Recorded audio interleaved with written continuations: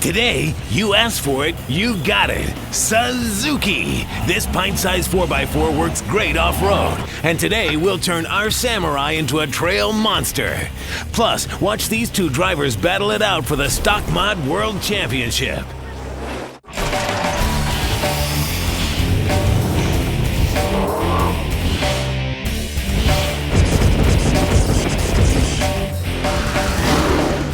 Welcome to Xtreme 4x4.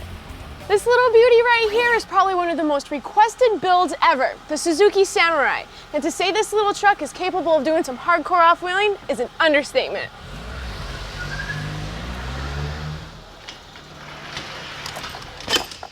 The sheer size of the Samurai is what makes it so popular off-road. It can basically squeeze around the obstacles that everyone else has to crawl over. And its short wheelbase makes it able to handle really tight turns when it's out on the trail. We see a bunch of these at the local off-road parks doing some crazy wheeling. But nothing crazier than our two friends Van and Brandon doing a tug-of-war over the winter. They basically strapped their two Samurais together and just hauled on each other for a good 10 minutes. Until Van suffered some serious carnage and Brandon won the contest. Now Brandon will follow us pretty much anywhere we go, no matter what rig hits the trails, he can keep up to us without any problems. And since Suzuki Samurais have such a huge following, it seemed like it was about time we put one together on Xtreme.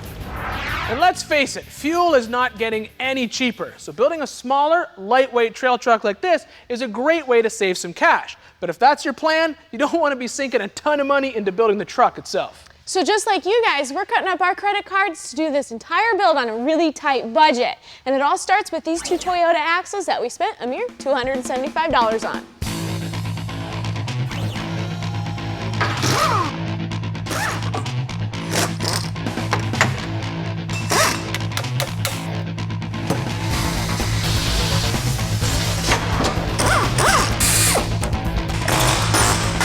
First time on TV, don't you think you should at least say hello? Hey, how's it going?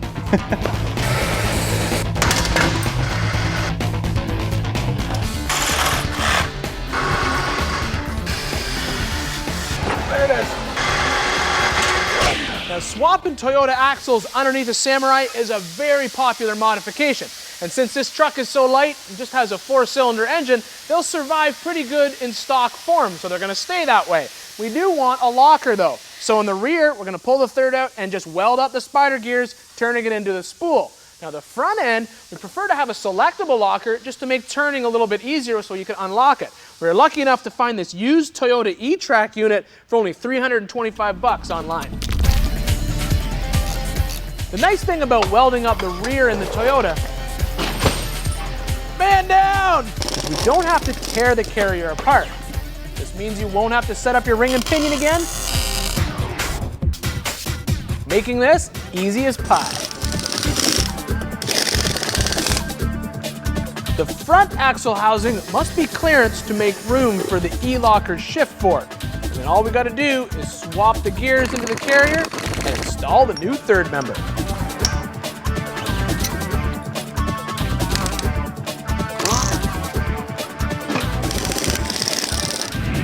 And just because we're building our Samurai on the cheap doesn't mean that we're going to skimp when it comes to safety. As you can see, these brakes are totally shot. So we're going to go ahead and replace the shoes, the hardware, and the wheel cylinders, as well as the rotors, the calipers, and the pads up front, all with brand new parts from our local O'Reilly Auto Parts store.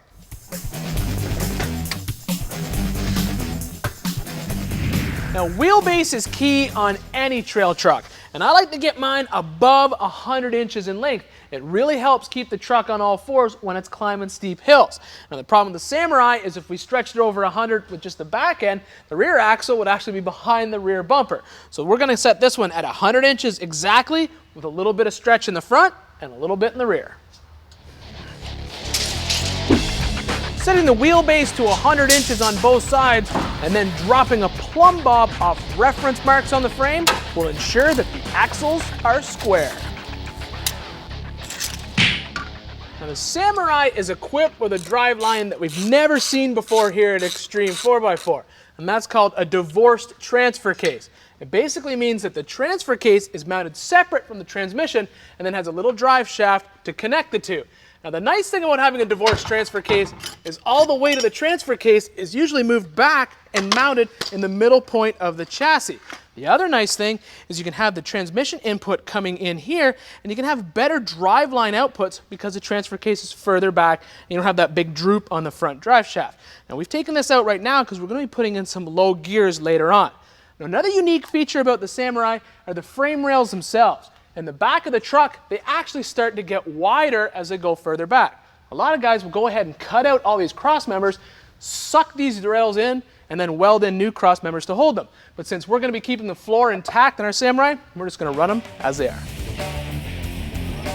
Coming up, before the magazine covers and big dollar sponsorships, these crawlers gotta make it in the stock mod class. We'll go to Vegas for the World Shootout.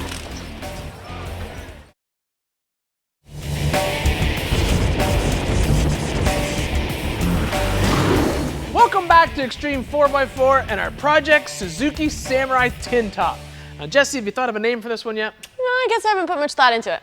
I'm thinking like Slammin' Sammy or Suicide Sammy, or my personal favorite, Project Sam I Am. Who cares? All we really care about is when people see this thing coming up the trail, they're screaming, "Get out of their way!" Well, with 35-inch tires underneath it and a little secret underneath the hood, there's no question at all this truck's gonna turn some serious heads when it's out on the trail. But right now, we're going to Nevada for the World Finals. This time, it's a tough battle between two stock mod drivers crawling their way up to the top of We Rock.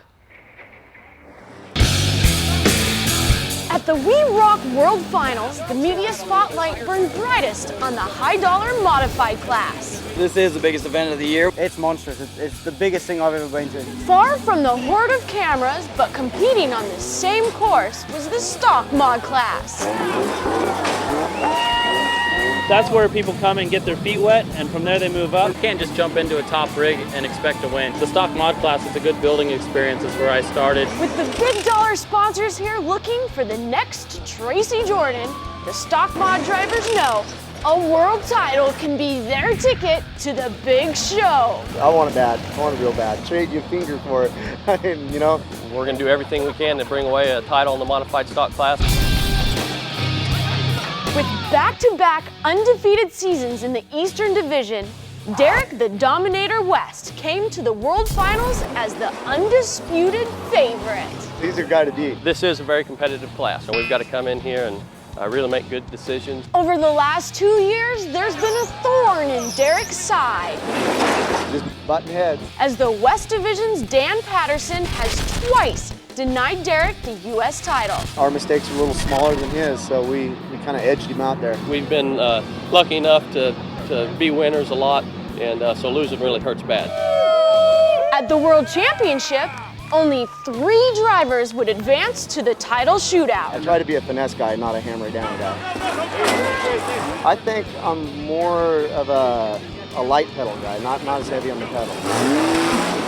That so-called light pedal touch resulted in crushed cones and lost points. For Derek West, the wheels to his title hopes began to come off, literally.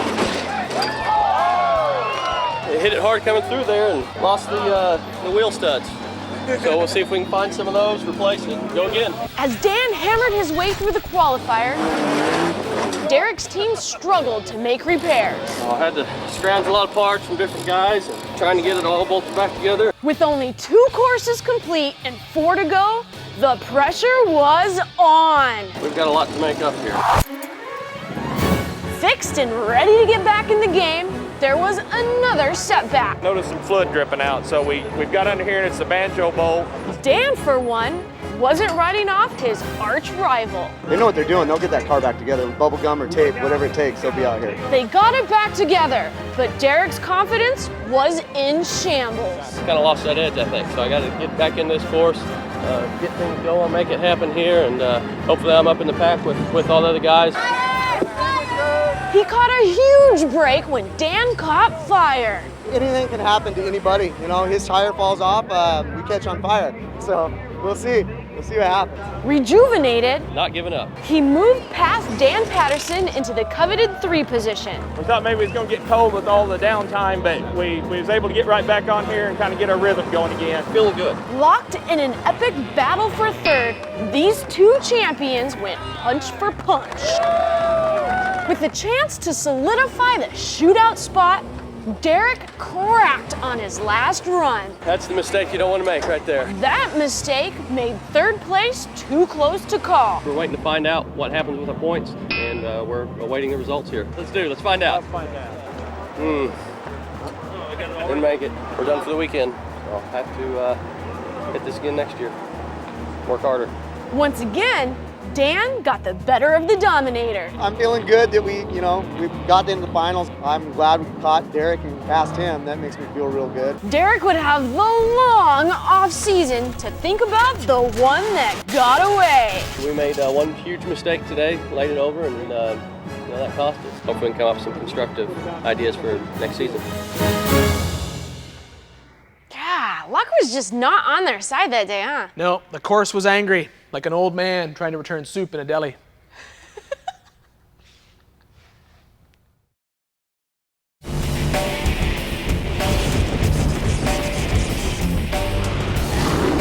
Welcome back to Xtreme 4x4 in the beginning of our Suzuki Samurai tin top build-up. Now, so far, the stock drivetrain has been completely removed and replaced with a couple of Toyota axles welded in the rear and an E-locker up front. And now it's time to concentrate on some suspension. And we've been doing those for years using grinders and torches and blah, blah, blah, blah, blah, which there's nothing wrong with that. But we just took delivery of a new tool here at Xtreme that you'll see in a lot of heavy-duty fab shops, and it's right over there. That way. Do you want me to go that way too? Yes. This is a Scotchman ironworker. It's basically a heavy-duty shear as well as a brake and a turret head with different dies for punching holes and other shapes. Basically, with one of these, you can turn plate that's up to ½ an inch thick into just about anything. But if you don't have an ironworker just sitting in your driveway, don't worry, because you can buy pre-made brackets and tabs for pretty much any suspension type. We got a bunch of stuff from Ballistic Fabrication, like these pre-made coil mounts. This new cross member will not only act as a skid plate for the transfer case, it will also provide us a mounting point for the new lower links.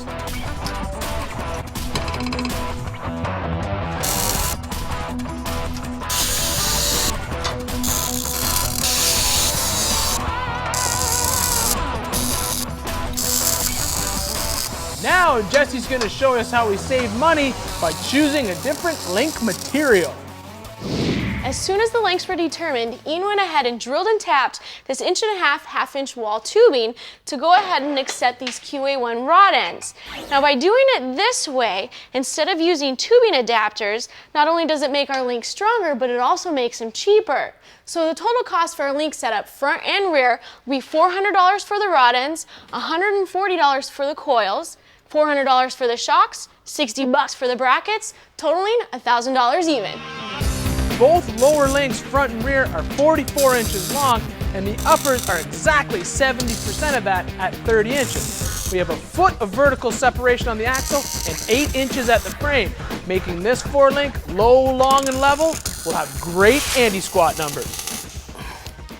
Now obviously, this rear suspension has been changed from a leaf-sprung rear axle over to a 4-link setup with coil springs and shocks. Now to choose the right coil spring, we talked to a lot of Suzuki guys, and a lot of them are running these 14 175 springs, and we got ours from QA1.